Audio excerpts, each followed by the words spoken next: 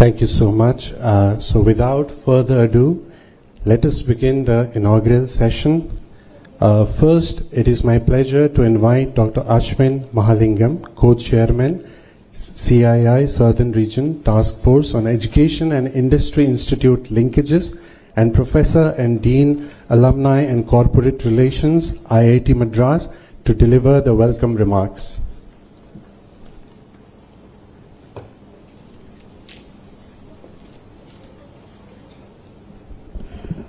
Thank you very much. Good morning again, everyone. And on behalf of CII and on behalf of our task force, it gives me great pleasure to welcome the Honourable Minister, Shri Nara Lokesh, to this symposium. Sir, we have a bit of a conundrum that we are facing. On the one hand, we say 5 trillion economy and, all of these jobs that we are going to create and things like this. But on the other hand, currently I'm also the Dean of Alumni and Corporate Relations at IIT, so I go around talking to industry. And everyone says the same thing. They all have long faces and they say we're unable to find talent. Right? So this seems to be a little bit of a paradox. On the one hand, jobs are, we are creating more jobs. We have institutions like VIT, IIT and others. And on the other hand, people still complain that they're not able to find employable graduates. So I think that is the crux of the issue that we're trying to address through this conclave. Now, as we were coming up the elevator, I was just telling the Honourable Minister that he and I have something in common. We both went to Stanford. And I just completed my PhD when he entered for his MBA.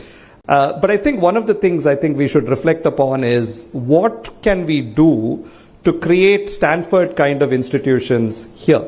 Whether it's an IIT Madras or an IIT Tirupati or a VIT Amravati, what do we need to do? And I'd love to hear your reflections also on what you felt were some of the secret sauces behind the Stanford experience. But there are a few things that came to my mind. One is, as I'm sure you will agree, when you look at the student body, they're very diverse and multi-talented. People were good at many things and they were not necessarily only academic fields. And I think that sort of was one thing that contributed to that university occupying pride of place. Second is you had this amazing group of faculty who were just dreaming and imagining wonderful things, and they brought a lot of that into the classroom and things like this, which really inspired and motivated people. They were extremely well resourced, so they could start new centers. We were just talking a little bit about quantum and what we're trying to do together. That's clearly one of the next big horizons as far as technology development is concerned. 4, there was this, there is this sort of DNA of entrepreneurship that pervades campus. Before you get there, you don't think about entrepreneurship. Once you're there, that's all you can think about. And somewhere a mix of all of these, and perhaps there are other factors, led to a university which was not only trying to fill a few jobs that industry had, but was trying to actually create the next set of frontier ideas and technologies that could move the economy forward. So in some sense, what we are trying to do here, we had one session earlier this morning and we'll have a couple more after this, is to deliberate upon what we can do in India to get to that point where we have educational institutions that are leading the charge as far as ideation, technology development, research, training, skilling, all of these are concerned. And hopefully at the end of today, we would have made some progress in terms of thinking. But beyond thinking, we also have to think about how we would go ahead and implement. And that's where I think the support of government is going to be critical. I think in India, in the US, you can have these completely private universities that do well. But I think in India, we are at a situation in the history of our country where we need government, academia, and industry to work hand in hand. And hopefully, and I think this is the wonderful part about organizations like CII, because it's the Confederation of Indian Industry, but we have got the Honorable Minister with us, and some people like me who are chairing committees are from academia, so we get all of these groups together. So hopefully we can continue plodding along and at some point really realize all of these visions that we have for India being an intellectual and technological superpower. So with that, I'd like to welcome the Honourable Minister and welcome all of you to today's events. Thank you very much.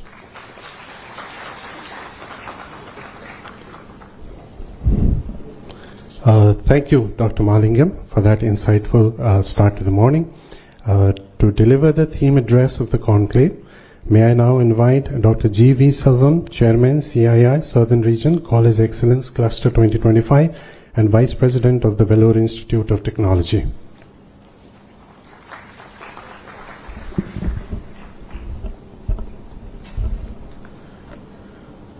Distinguished guests, respected member of CII, leaders from academia, industry, and dear friends, good morning.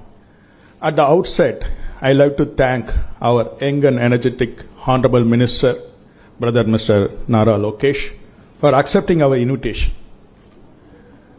When he started discussing about this conclave, where to conduct and who should be invited, everyone immediately said it should be in AP.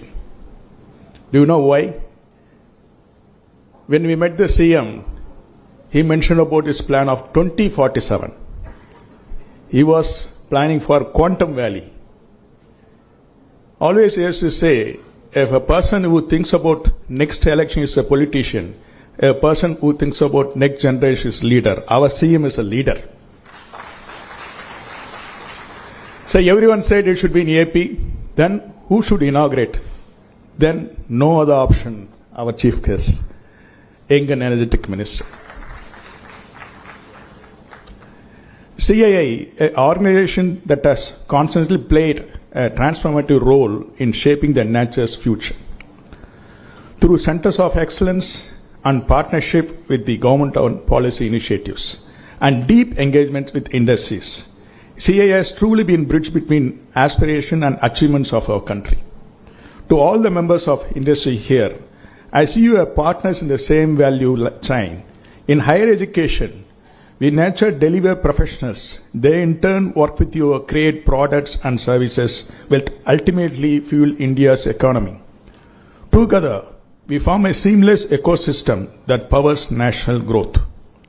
As you reflect the theme, reimagining higher education for India's 5 trillion economy, I can't help but look back at a distance we have traveled, the road that lies ahead.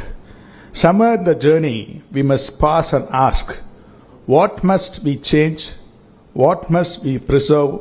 And how do you prepare our youth, not just for jobs, but the future itself? Last year, I met an alumni in the US. I was speaking to one of our alumni there, a brilliant engineer who graduated 20 years back, now working in a multinational company in US. He said, the quality of work of Indian offshore team has declined so sharply that the cost of rework and correction often outweighs the savings from outsourcing to India. The trust in Indian graduates, he said, is slowly eroding. It is a wake-up call, a reminder that the global respect India earned through excellence must never be taken granted. A next example, a close friend of mine, who is head of a department in medical college, recently expressed his helplessness. Students, he said, are focused on cracking postgraduate exams that are not attending classes regularly.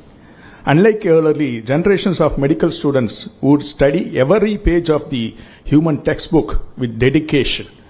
Today's learners often rely on short videos, multiple choice questions, and YouTube and coaching apps. These incidents point out one uncomfortable truth. What I can come to realize is, in our pursuit of making education accessible to everyone, which we had indeed achieved to some extent, but somehow long way, we have lost quality that one hour defined us. Today, we often hear from the industry, things are just not made the way it used to be, where its products, services, or even professional competency and craftsmanship we are once proud to be fading. In a rush to expand, we have perhaps forgotten the excellence, not just education, it truly builds a nation. Mediocrity has become normalcy. This needs to be changed. Our country traditionally known for excellence in whatever we did and built. It's time we reclaimed our legacy. CII's theme mentions accelerating competitiveness, globalization, inclusivity, and sustainability and trust. aim to enhance India's competitiveness by promoting global engagement, inclusive growth, sustainable practices, and foundation of trust. The theme is based on the premises that the country's future and however will be defined not just by the pace of its growth, but the quality. However competitive, inclusiveness, sustainable, and trustless is economical model that becomes great. At VIT, we take this message to the heart. We constantly remind our students, don't study for marks, learn with passion and mastery. We encourage practical implementation of their theoretical knowledge. We have seen recent trends. With changing visa policies, the number of Indians going to US has dropped. By this year, around 44% has dropped going to US. While some of this setback, but I see it as an opportunity. Necessity is the mother of invention. So during COVID, India succeeded because of this necessity. It is remained to us, educators, policymakers, and industry leaders, that we must create world-class opportunity right in India. As our PM said, make in India, we should make it study in India, study in AP.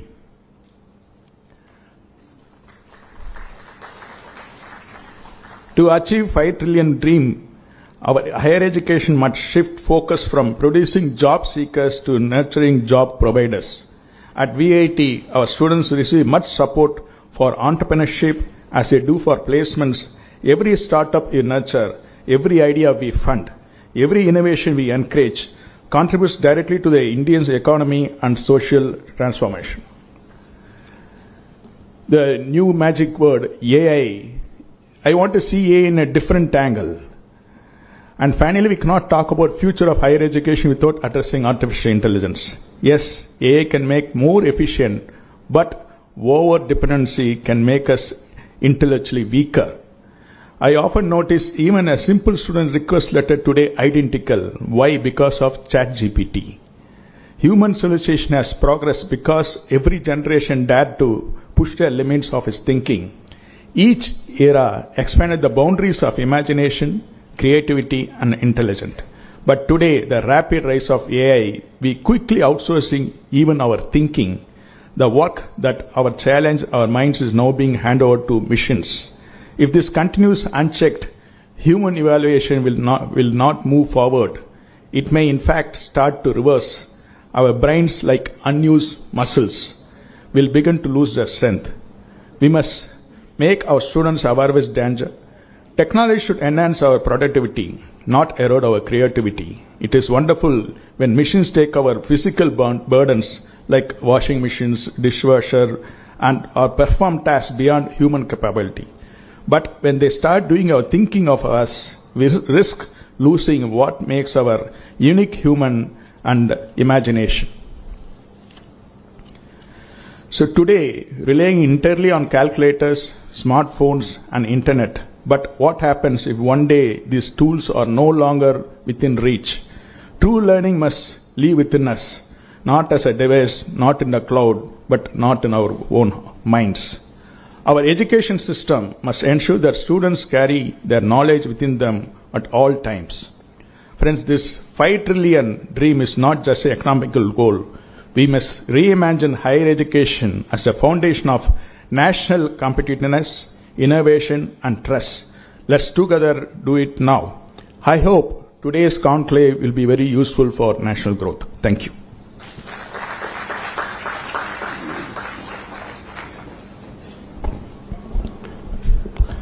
Thank you, Dr. Silvam, for setting the tone for today's discussion and for that thoughtful and inspiring speech.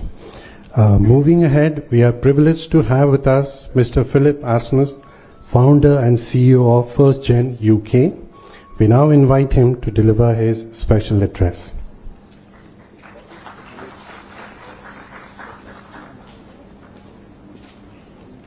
Good morning, everyone. Good morning, Honorable Minister and delegates. It's an honor to be here. I don't think anybody knows me, so just like 2 words in regards of that. I'm originally from Germany and have some masters and did a lot of stuff in my life. I've been an entrepreneur very up and an entrepreneur very down. and had a lot of experiences in regards how real life and entrepreneurship is. And I dedicated my life to a thing which is, in the beginning, a lot of people said, Philip, you're crazy. What is innovation also about, right? So reimagining education is one thing. You need education in order to create innovation. And when you monetize on innovation and have the impact as well, you can put something back in order to have more education, to democratize education as well. Not everybody has access to it, as we all know. So we started here in this university, Mr. Rajvangapandu reminded me, in December 23. So, and out of that, we created, out of innovation, 134 companies out of innovation out of India. Because what we do is, with a value, by the way, like more than $1.5 billion. So this is wonderful. And the journey, what we started 1.5 years ago, is about the following.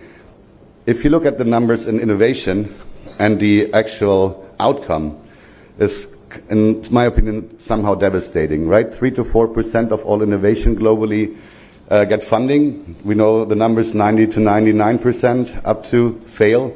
A lot of dreams, explode somewhere. And so a lot of potential is wasted. The innovation deployment is way too slow.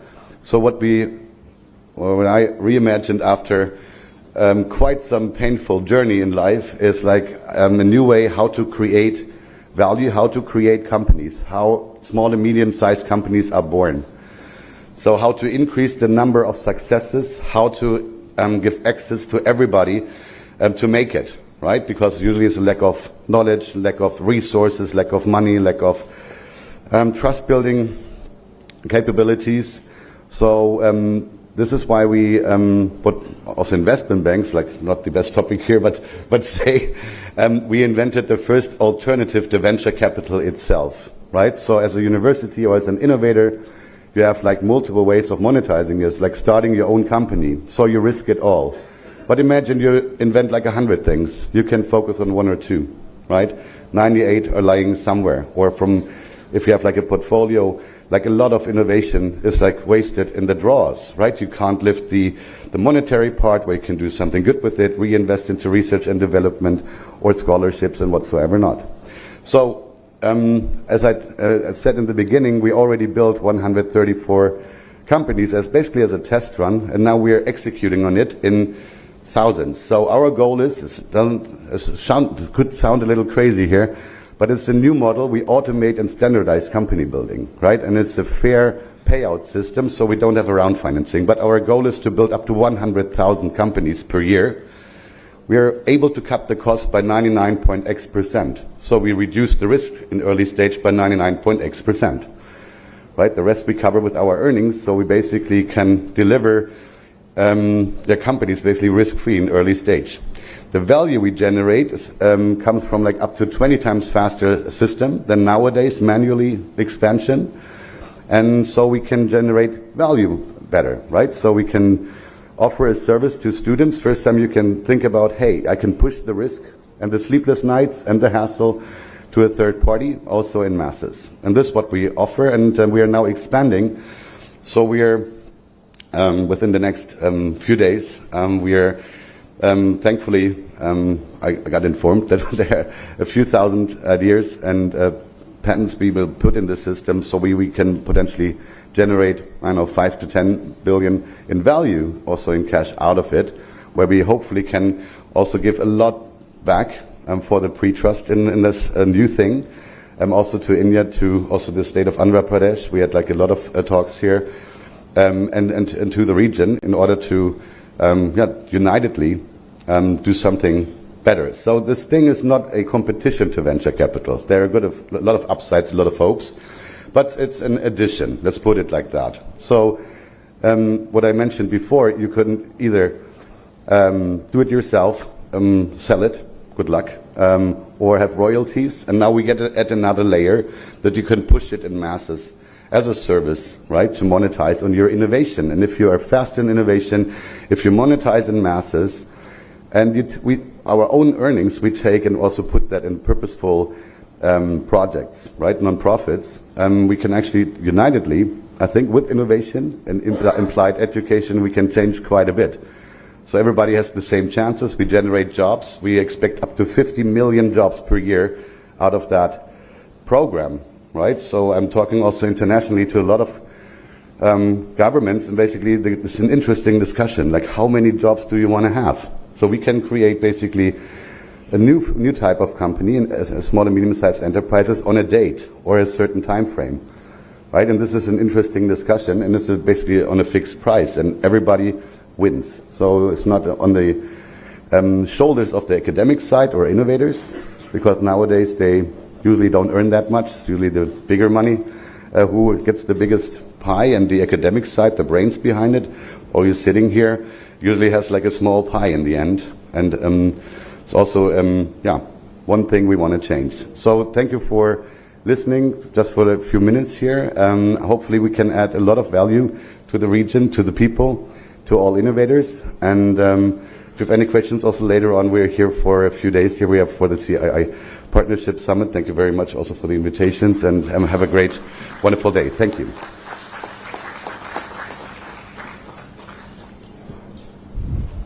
Thank you, Mr. Asmus, for that inspiring and very encouraging speech.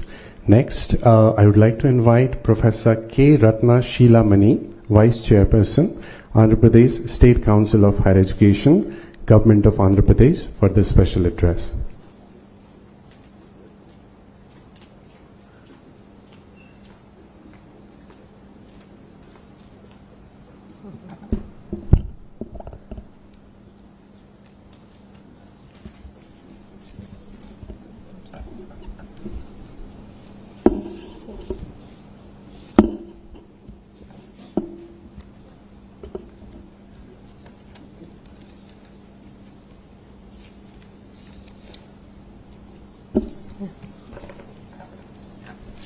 Distinguished guests,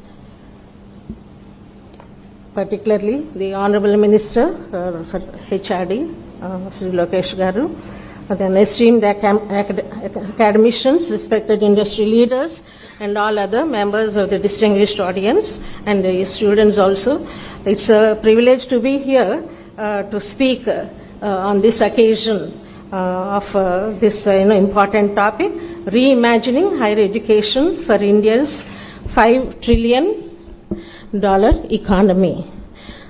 Well, all the topics which have been identified for this meeting, for this conclave, are of great significance, and which have been discussed on and off in the last few decades also, particularly in the last couple of decades.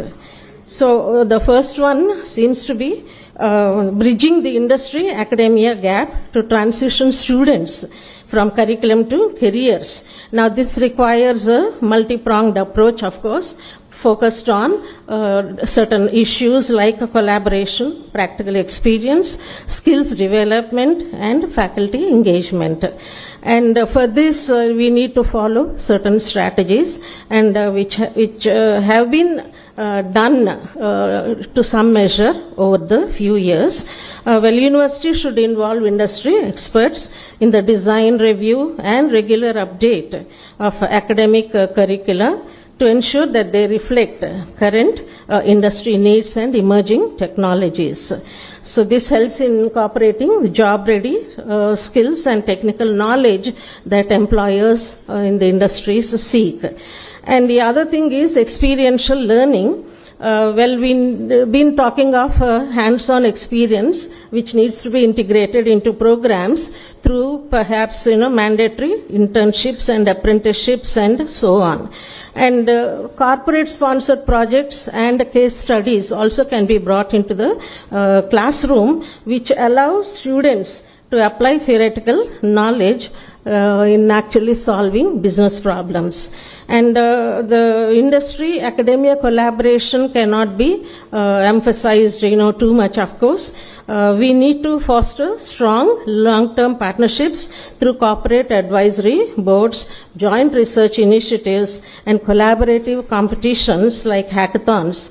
And to some measure, we have been starting these things in different universities. So this provides the students with the necessary exposure to the industry and whatever is required of them. And skill development focus is also important. For some years now, we have been emphasizing on hard skills and soft skills. So the technical knowledge is as important as the soft skills, like critical thinking, problem solving, communication, teamwork, and self-management. So these are often cited as major gaps as far as the graduates are concerned, in spite of good efforts being put in by the different institutes. And to cater to all these, to inculcate all these skills and so on in the students, faculty development also should progress on an equal rate. So faculty also should gain practical industry exposure through corporate immersion programs, maybe short-term industrial projects and so on. So that helps educators and faculty to bring real-time, real-world insights also into their teaching. And of course, technology integration is a must in this tech-driven world. Coming to the other area which has been identified for discussion in this conclave is the need to redesign degrees in India for emerging sectors to realize $1 trillion economy, and this requires a very fundamental shift, a paradigm shift, in fact, we can say, in the higher education system. And but this has become all the more imperative because of the directives in the National Education Policy NEP 2020. When we need to redesign these degrees by focusing on flexibility, multidisciplinary learning, skill integration, and strong industry collaboration. So when we have multidisciplinary and flexible curricula, I think we have to move towards holistic education, and rigid compartmentalization between different disciplines. For example, arts versus science, etc., cannot survive in today's world. They don't serve their purpose also. So we need to combine subjects. We need to allow students to combine subjects across disciplines. Perhaps computer science with management, or law can be combined with technology. Now, the other need is to integrate vocational and skill-based education into the curriculum, into the mainstream academic programs, so that the skill gap which exists in the graduates can be addressed. And maybe this requires mandatory internships, apprenticeships, and hands-on projects. And perhaps it has to be started in the first year itself. Now, focusing on emerging technologies is another strategy that we need to attend to. Our students have to be exposed to new age technologies like AI, ML, data analytics, cybersecurity, and IoT, the Internet of Things, and so on. And we know that the government is also trying to establish centers of excellence in AI, particularly in key sectors like health, sustainable cities, agriculture, etc. And again we come to this point, the collaboration between institute and industry. This is necessary because hybrid learning and experiential learning are the focus these days, whether it be in sciences or technology or even in humanities or languages, particularly language teaching. We are speaking of the necessity of adopting online, digital, and hybrid learning formats along with virtual reality and augmented reality in the classrooms. So this is what we have for long been describing as learning by doing. So the students learn a lot by doing, and it provides them the motive and the confidence also to move forward. And they can apply then the theoretical knowledge effectively to whatever things they are doing. And again, this also brings us to the importance of promoting innovation and entrepreneurship.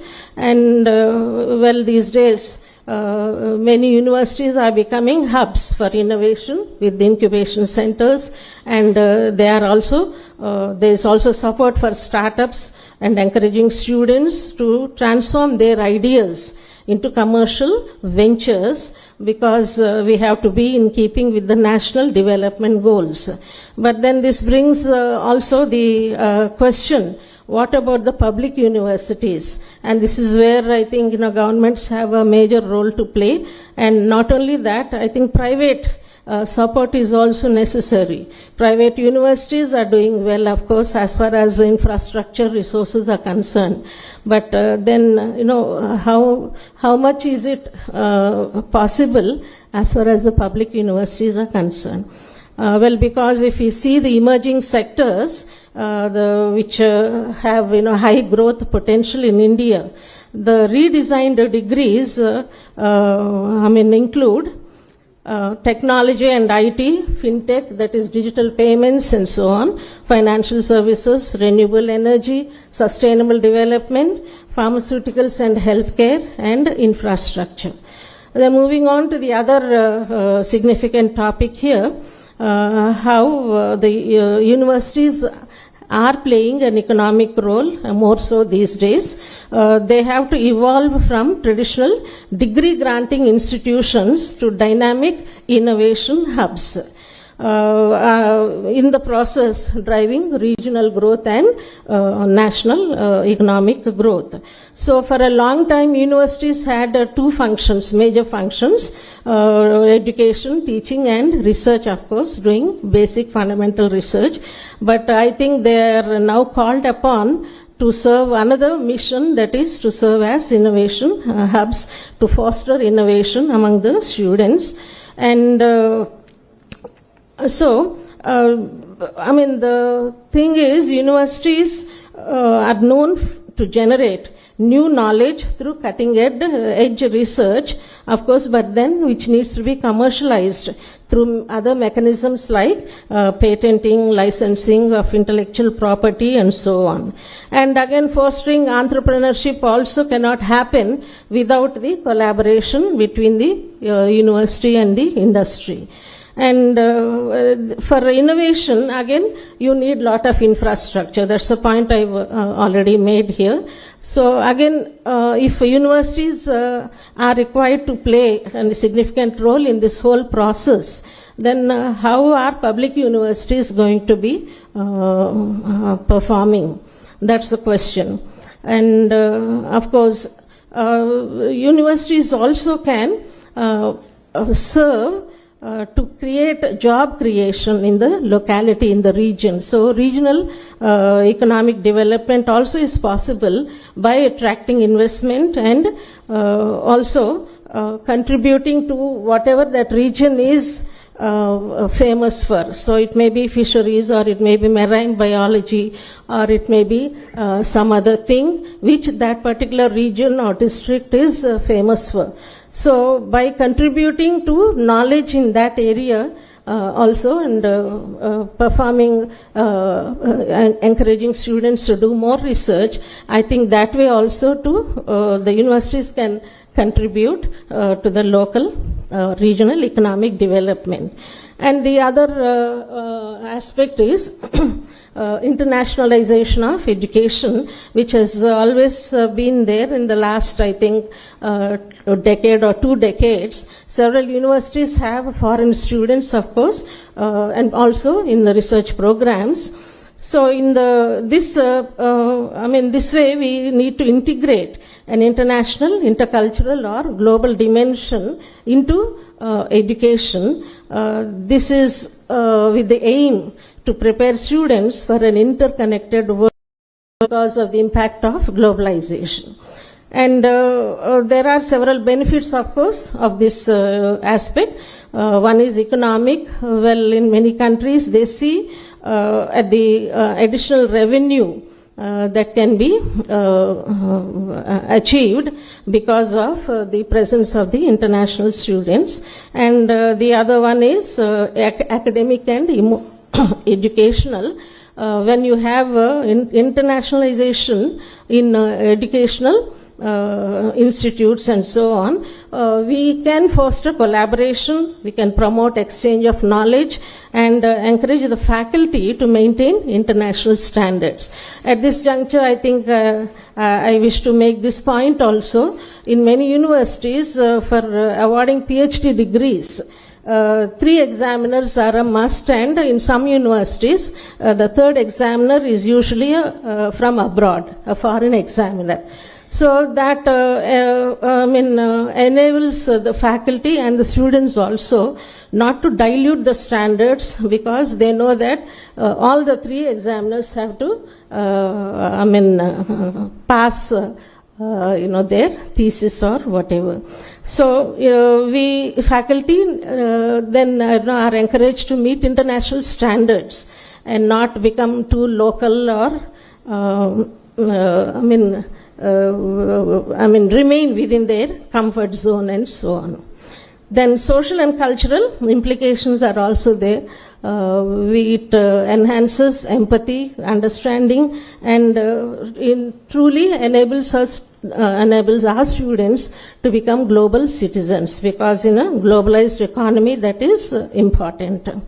And so in this process, there have been mobility programs, of course, involving physical movement of the students, faculty, researchers through study abroad, exchange programs, and so on. Not only that, offering joint research initiatives, dual degree programs, and the establishment of international branch campuses and so on. And the last one, which has been identified, is leveraging technology in education by integrating digital tools and resources so that learning becomes more engaging, accessible, and effective. And the AI-powered platforms I think are increasing these days, not just in science and technology, but even in language teaching. There are researchers who are experimenting with using AI-powered tools in teaching languages. And so that way we can have an interactive content which caters to individual student needs and learning styles, and they can learn at their own pace. And also because of this, we have lot of access to information and other resources in the form of online libraries, academic journals, massive open online courses like MOOCs and so on. And so by way of conclusion, this is a call to collective action, the road to a trillion economy, which is the backbone of what the Prime Minister calls Viksit Bharat, is a developed, knowledge-driven India, and this is possible only in collective action. So when academia and industry come together, innovation becomes not only possible, but sustainable and impactful. So, as I said once again, if you permit me to, this is nothing new today, but maybe is getting reinforced even more because of NEP 2020. But we have been talking of the presence of industries in boards of studies in the different subjects of different universities and so on. Well, we do have industry experts in the board of studies, but usually, they might be busy to participate in our boards of studies, because when we are talking of revising and updating our curricula to the industry needs, well, their suggestions are very important. But sorry to say, though this has been going on for a lot of time, At the most, there is only a tangential involvement between the industries and the universities. So, more industry involvement in the universities, in the institutes, I think will result in a much more fruitful and fruitful economy, and also in terms of scientific and technological development. Thank you for giving me this opportunity.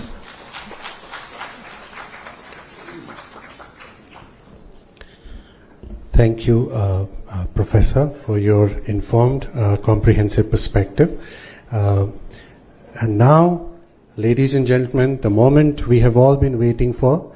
It is our privilege to welcome the chief guest for this inaugural session, Sri Nara Lokesh, Honorable Minister for Human Resources Development, IT, Electronics and Communication and Real-Time Governance, Government of Andhra Pradesh. We request you, sir, to deliver the inaugural address. Thank you.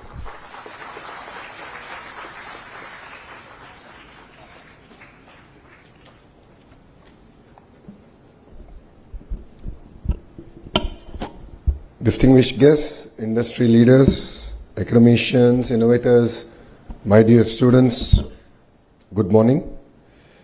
Let me congratulate first CI, the Southern Region and WIT for hosting an amazing forward-looking conclave.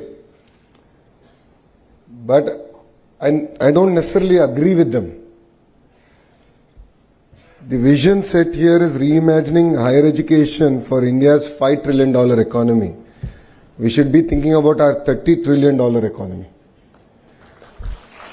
India is going to achieve 5 trillion. Whether the leaders who are sitting here do what they're supposed to do or not, we will achieve $5 trillion economy. The question is, how fast can we achieve the Honorable Prime Minister Shri Narendra Modi ji's vision of India achieving its $30 trillion economy depends on the kind of reforms, collaboration, changes that we all do together here. Economic growth is not possible without intellectual and human capital being harnessed. Higher education is not merely a sector for me, it is a strategic pillar here in Andhra Pradesh. 54% of our population is under the age of 25, which makes us one of the youngest workforces. It is a greater asset, and yes, demographic dividend is here to be harnessed. But it also presents unique challenges. The challenges is in terms of our employability, in terms of our ability to adapt to the changes that the world is going through. Only 34% of India's working age population has received a formal training. This is compared to 96% in South Korea, 80% in Japan, and 75% in Germany. The recent economic survey stated that only 51% of our graduates are employable. 51%. There is a big mismatch of what we teach and what the market demands. To be fair, in our current higher educational institutions, we are not able to provide any gainful employment even after 3 to 4 years of formal training. Whilst youngsters go to Amirpet and within 4 to 6 months of training they are able to find a job. So I truly believe that fundamental transformation, not correction, transformation is required in higher education. We must move from degree acquisition to skill activation. We can draw a lot of examples from across the world. Dr. Ashwini ji just mentioned about Stanford University and asked me to explain why Stanford has fostered innovation. And to be fair, it's a very old institution. It has built itself organically. But the most important thing is the ability of the institution to transform itself, to adapt to changes around itself. And when I went to Stanford, I was part of the old curriculum at the Graduate School of Business. I was literally the last batch of the old curriculum. And Brahmni, my wife, is also Stanford MBA. She was part of the new curriculum. And there's so much of sea change between the curriculum, the approach, that even universities have to start transforming themselves. Otherwise, they become irrelevant. Professor Ratnaji just mentioned about public universities. So that is my concern. Public universities also should transform themselves. They should be led by best in industry to drive changes. Only then will they also be relevant in higher education. There is always a persistent gap between, academia and industry. Lot has been discussed today about it. But it's very, very important that we accelerate reforms. So APSHI, Vice Chair, is here. All the thought leaders are here in this room. What is important is pace, speed at which we bring in the change. We must accelerate reforms through dynamic curriculum updates, structured internships, mentor and career guidance ecosystem, and faculty immersion programs. This is not merely a luxury, this is need of the hour, this is necessity for India. As all of you are aware, there has been a change in the government in the 16 months back. And the Honorable Chief Minister signed one of his first GO, which was skill census. And the idea was, how do you assess the citizens across various traits? And then what kind of skill intervention we should provide. As leaders have said, Mr. Naidu is a visionary. He always looks ahead of the time. And then he leaves execution to youngsters like me. We tried skill census in its traditional census format in my own constituency, Mangalgiri, and we failed. And we failed miserably. We were unable to assess across the various traits that today people are gainfully employed. And that is where we have just launched an initiative called Naipunyam. And Naipunyam is not merely a supply-demand aggregator of jobs, but it is a platform to assess skills across any trait available. And that is where AI has really come to help us. So you're an AC mechanic or a two-wheeler mechanic to an AI engineer, you will be assessed using AI, and we will be able to give you clear skill interventions, including training, so on and so forth, to help you upgrade. Our youth is globally recognized for their adaptability, discipline. And to be fair, Andhra Pradesh has led the revolution of IT from the front. And that is why if you look at all the major global institutes and companies are all headed by people from the two Telugu-speaking states. We have great institutions now in Andhra Pradesh, including WIT, the IIT Tirupati, IIM Visakhapatnam, and of course our public universities are going through their own transformative phases. But what makes it even more exciting is Andhra Pradesh has positioned itself for the next generation of jobs, next generation of startups. It could be in data, it could be in quantum, it could be in innovation. Andhra Pradesh will lead from the front.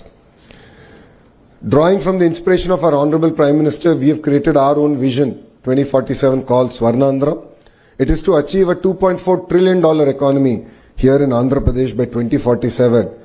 And to all the youngsters here, because you will definitely see this vision happen, you will see 2047. Take it from me, we won't need that much time here in Andhra Pradesh to deliver our target. I believe that there are 5 transformation pillars that are very, very important for us to achieve it. One is curriculum to careers. It's very, very important to shift from textbook learning to competency-based problem-solving education. And every syllabus must be co-designed by industry to be measured against employability outcomes. Professor Ratnaji explained that industry apathy is there. I don't necessarily agree with her. The titans of industry have very limited time. We as a state have to be proactive we have to deliver on the speed. We shouldn't waste their time. Only then will they be willing to invest time to help us transform our entire curriculum. So APSHI should work even harder than they are, including the chairperson, to involve the industry in terms of bringing in the requirements, changes to the curriculum. Research and innovation is the second pillar. Each university COE must host incubators, patents and startup hubs. It's very, very important that we also tie up with other global universities. I've had an opportunity to be to Australia. Recently I visited quite a few universities in a very short time I was there. It's fascinating to see the kind of research that's happening there and how each university over a period of time has developed deep understanding and deep research in a sector. So a great example of this is a New South Wales University, which is, while it offers courses across sectors, their specialization is in solar cell. And I saw a 10,000 square feet rapid prototyping center, which was quite inspiring. And we are going to bring it to IIT Tirupati. We're already in touch with them to sort of look at how can we now bring collaboration between industry, academia and research together. So I think this is very, very important for all of us to work. The third pillar is our digital future skills. AI, quantum, semiconductors, green tech, robotics are here. But as Selvam has said, please don't outsource your creative thinking to ChatGPT or Gemini. While trivial tasks we can use it, to be fair, please don't replace your creative thinking or critical analytical thinking using ChatGPT or AI tools. Internationalization is something that was discussed threadbare. It is very important to have tie-ups with global institutions because what they offer is exposure. What they offer is alternative thinking. This, I believe, is very, very important if India has to deliver on its $30 trillion mission. Inclusivity and regional balance is the other very, very important subject, and this is something very core to the heart of this administration. While Amravati is our capital and there's a lot of work, I'm sure all of you would appreciate, now that rains have subsided and we are able to restart all the works here in Amravati. But for us, all regions and all parts of the states are equally important.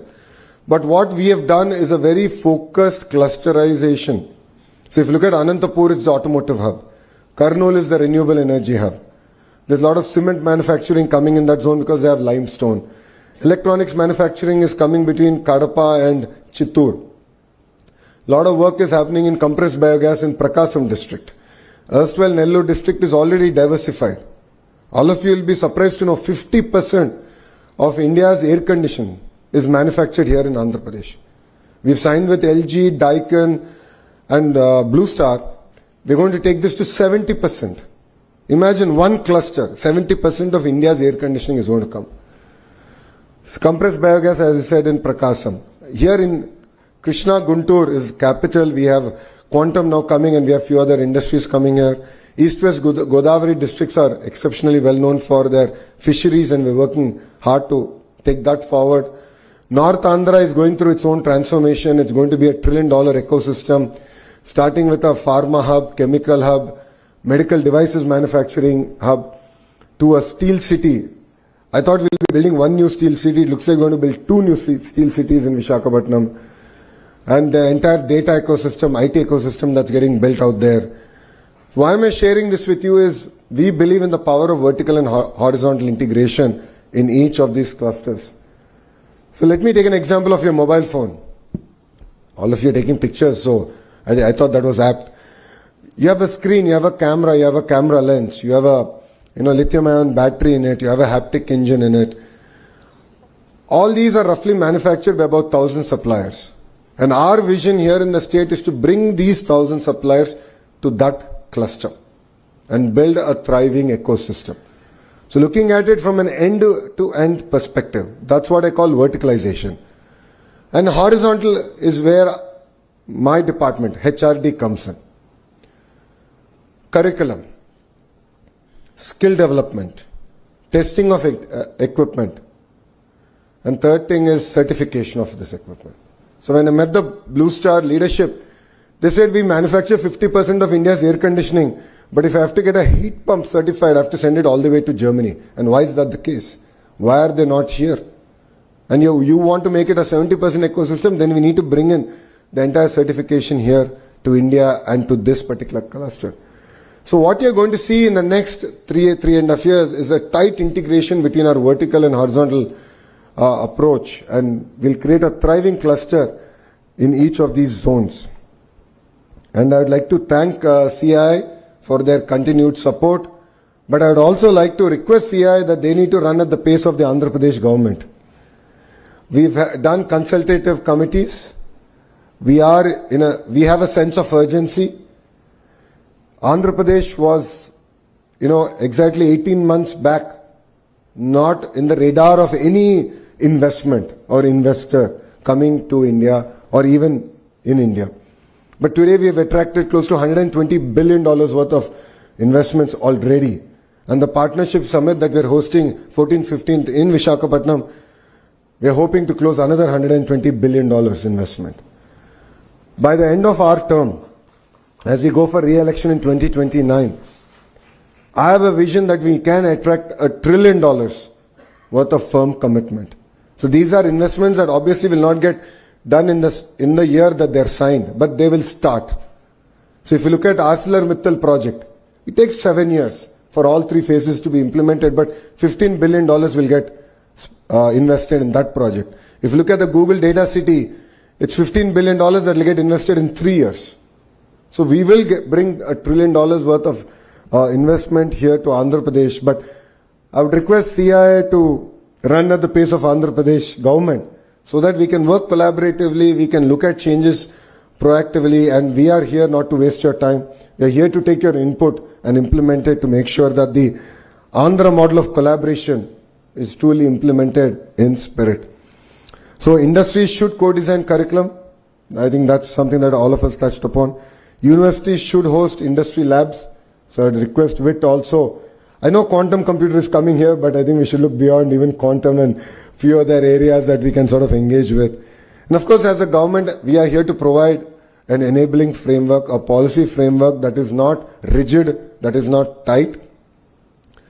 Madam Ratnaji did mention the importance of cross collaboration, humanities working with computer science. I agree with Madam because I am a product of it. My bachelor's is in information systems, but in Carnegie Mellon it was not part of the computer science school. It was part of humanities and social science. So where 50% of our curriculum was about managing people, projects, execution, timelines, and 50% was only on technical programming, coding, and so on and so forth. So I think we have to, as state, as APSHI, we have to be a lot more flexible, lot more proactive. Our policies have to be very, very proactive to ensure that this kind of collaboration can actually be achieved. And yes, together with all the youngsters in this room, we will make India proud. And honestly, I'm tired of hearing about Beijing, Shenzhen, Tianjin. It is time to hear about India's models. We have a gift city, we have Amravati, we have our own models that will thrive over the next decade. And together, all of us here can make it a reality. If we have to achieve this, if we have to make this a reality, the most important thing that all of you need to have is fire in your belly. You need to have it.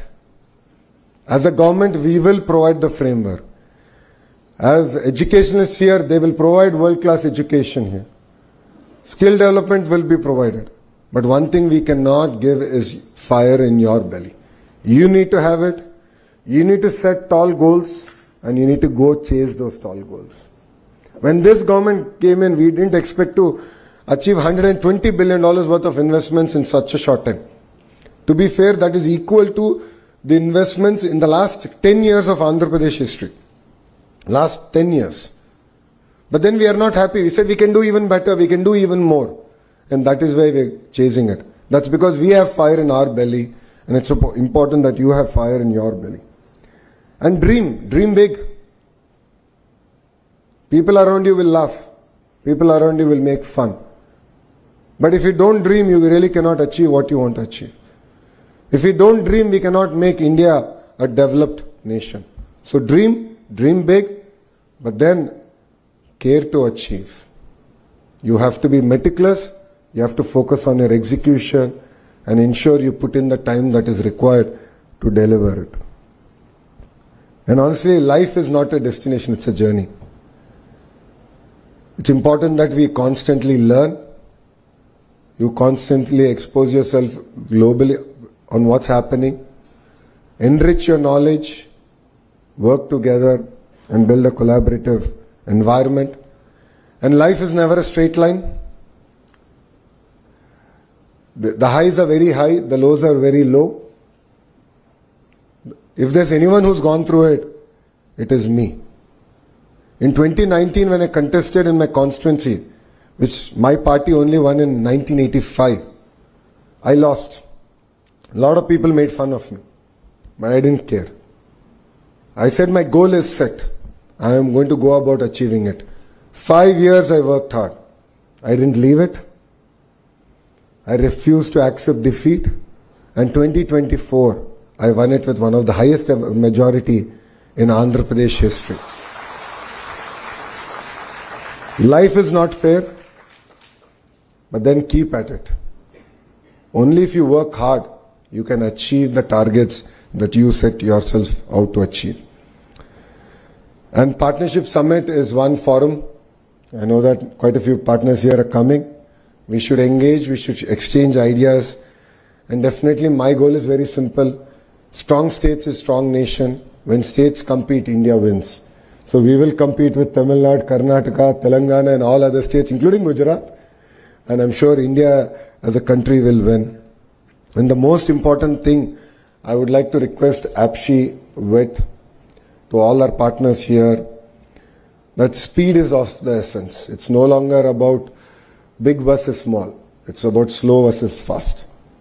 Today, Andhra Pradesh is able to ground so many projects. It's sheerly because we take it upon ourselves to ensure that speed is delivered. Only then we can achieve what we want to achieve. I know that curriculum changes are not easy. I know that there's always will be a lot of resistance. But I would like to request the titans of the academia also to approach the subject with open mind. What we have done so far has worked for us. I'm not saying it's not worked for us. But I don't believe it is enough to take us to our $30 trillion goal. So we have to have open mind. We have to embrace changes a lot more proactively. All the HODs have to look inward into their own departments. See how we can sort of improvise. It could be a transformation or it could be reforms. But we have to do it. There's no second thought about it. So I request all of you to embrace speed and definitely make Andhra Pradesh proud. And all of you are part of history. You know, when I was growing up, because everyone here is quite younger than I am. So when I was growing up, I saw Hyderabad develop in front of my eyes. I was jokingly saying, I've seen every part of Outer Ring Road get developed in front of my eyes. I remember how we used to crib that there was no connectivity to Shamshabad airport back then. But today it's of course very well connected. You're exactly seeing that magic happen in front of you here in Amravati. Next 3 years is going to be a really transformative experience for Amravati, for Andhra Pradesh.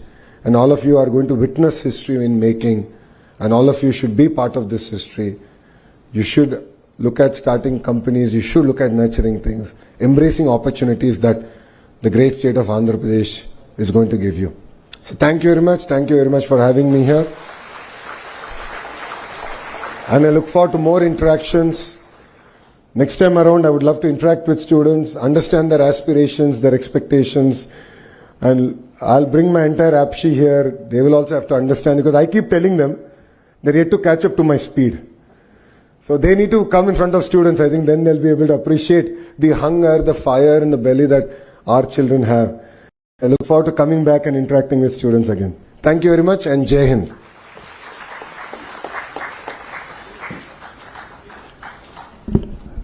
Thank you so much, sir, for the inspiring address and your visionary outlook on strengthening the education ecosystem to align with Andhra Pradesh and India's economic ambitions.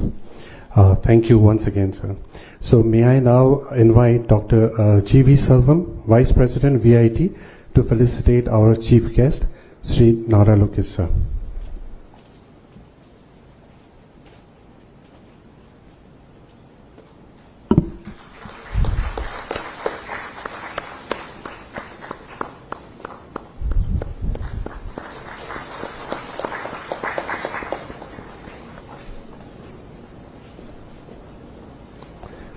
Thank you, sir. To conclude the inaugural session, I now invite Mr. Saranam Narendra Kumar, Vice Chairman, CII, Andhra Pradesh, and Executive Director, Apex Solutions Limited, to deliver the concluding remark.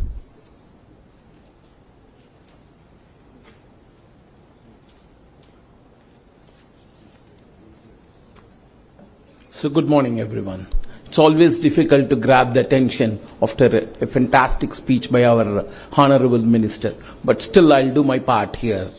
So good morning, and Mr. Nara Lokesh, Honorable Minister for Human Resources Development, IT, Electronics and Communication, RTG, Government of Andhra Pradesh, Professor K. Ratnashila Mani, Vice Chairperson, Andhra Pradesh State Council of Higher Education, Mr. Philip Assams, Founder and CEO, First Gen UK, Dr. G.V. Selvam, Chairman, CIISR College Excellence Cluster 25 and Vice President, VIT, Dr. Ashwin Mahalingam, Co-Chairman, CIISR Task Force on Education and Industry Institute Linkages, Co-Founder, Okapi Advisory Services Private Limited, and Director, IIT Madras, and distinguished speakers, members and industry and friends from media. Ladies and gentlemen, as we conclude the inaugural session and step into an enrich with newer ideas, insights and forward-looking conversation, it is essential and pivotal. The higher education plays a vital role to become a $5 trillion economy. As our minister just now mentioned, that we need to be a $30 trillion economy by 2047. That is the mission for Viksit Bharat 2047. Along with that, and AP wants to be at $2.4 trillion economy, and we want to march along with the national guidelines. And today's our discussion is going to be on bridging the industry-academia gap, readdressing the degrees for emerging sectors, and higher education and internationalization. Will explore how our education system and ecosystem can become the true engine for our national progress. So I would like to mention a few of my experiences here. So since how the ecosystem to be transferred. In one of the meeting, so I was talking to Rajiv Chandrasekhar ji. He was mentioning now the industries and all coming up where the metros are there, where the infrastructure is very well established. Now the future is getting transformed into the place where the knowledge is available, where the skill set is available, where the productivity is there. So industry is going to come to the places where the knowledge. Now this is the place where we have so many universities, the knowledge is here. I am sure that this place will be a happening place in a near future. And apart from this, in one of our discussion, Mr. Bhatia, Apple CEO, when I was talking to him about how the production expansion is going on, he mentioned very clearly they have been in this industry in India, the manufacturing, because of this production linked incentive schemes. When the schemes is not there, then they are not ready to be here in India. The reason behind it is the right kind of a manpower, right kind of a skill set, it's not available, and we are far, far below than the expected productivity from the international standard. As well as the training the manpower, it is a cost, in fact. Once the people comes out from the colleges, and those they are not ready to deployable in the manufacturing. The reason is there is a big gap in it. In fact, India's demographic dividend gives us an extraordinary edge, but also a profound responsibility.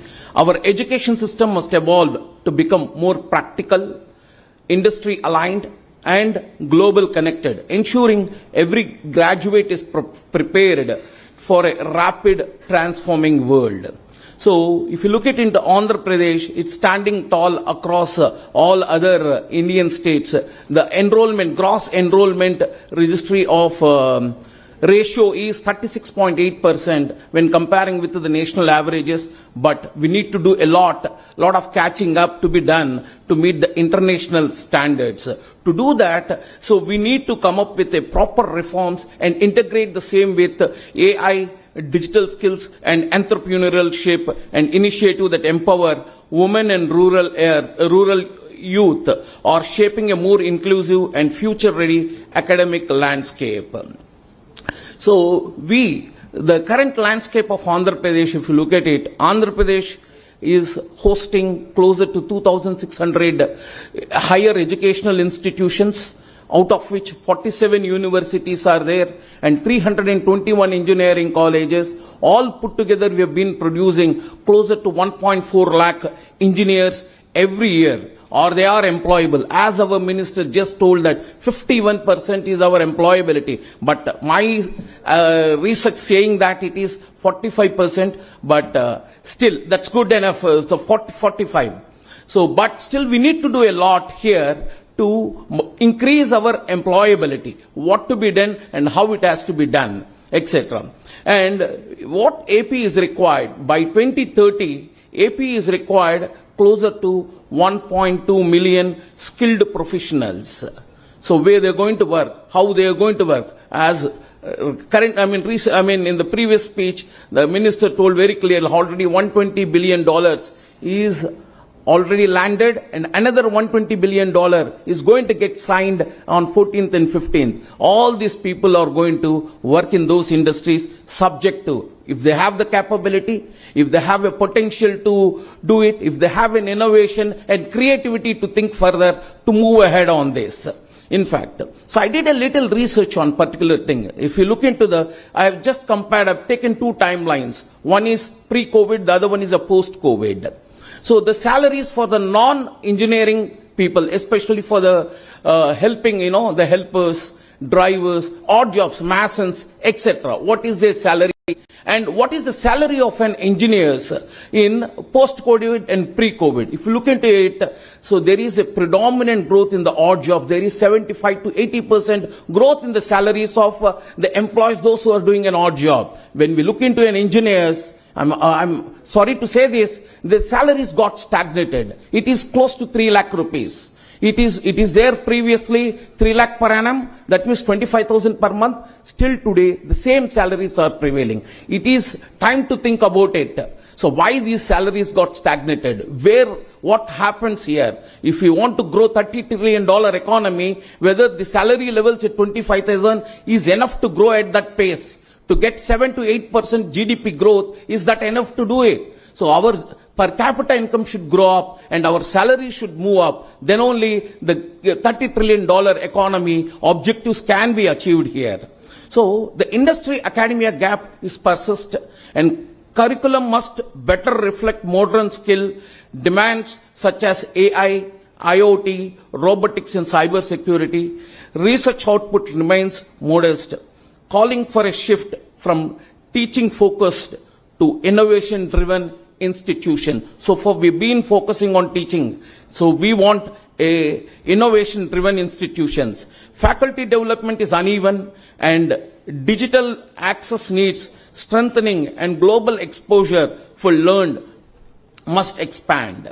So now to creating this curriculum, modernizing the curriculum, skill development and apprenticeship at scale, CAI would like to act as a catalyst, would help the universities. I heard from the madam that industry doesn't have the time to create it. Certainly we try to create that space and we'll do that, madam. You please put across to us this particular one. So the future of Andhra Pradesh will be shaped not only in factories, it will be shaped in the classrooms and laboratories where young minds learn to imagine, design and lead. Let us commit to building the ecosystem that is future ready, globally competitive and deeply innovative. Before we close, I extend my heartfelt gratitude to all those who have joined us this morning. So Honorable Minister, Mr. Nara Lokesh Garu, So we have very well taken, sir, the $30 trillion economy by 2047 and 2.4 trillion from Andhra Pradesh side. The importance of human capital has been taken into consideration, and 5 pillars of transformation, this university, the bridging the gap is very well taken, sir. And the next thing is Professor Pre Ratnashila Mana, Vice Chairperson, Apache. Thank you for your valuable presence, madam. How modern approach and dual dominant degrees will help the industry as well as these institutions. Very well taken. And Mr. Philip Asalam, founder, First Gen UK, our sincere appreciation for your participation, sir. And Dr. G.V. Selvam and Dr. Ashwin Mahalingam, thank you for your leadership and continuous support. And a special note to thanks to our distinguished speakers, panelists, and our partners. Event partner, VIT Vellore Institute of Technology. Associate partners, JPR University and Tyagarajan College of Engineering. Supporting partner, ICD Academy. As Andhra Pradesh is hosting the CIA 30th Partnership Summit in Visakhapatnam for tomorrow, day after, 14th and 15th November. It's a marquee platform championed by Mr. Nara Lokesh garu, and pivotal for attracting large-scale investment. Is already mentioned, 120 is landed, 120 is going to get landed. He is very confident on it, and generating new jobs. Today's discussion gain even greater relevance and urgency. So, wishing you all productive and engaging conference ahead. So, please join us for the networking tree, and we will reassemble again here in next 15 to 20 minutes. Thank you very much. Thank you so much, sir. Ladies and gentlemen, that brings us to the close of the inaugural session of the CIO Southern Region Higher Education Conclave 2025. We extend our heartfelt thanks to all our dignitaries for sharing their valuable insight. Before we let you go, dear guests, dignitaries on the dais, I would request you to please stand up for a group photo.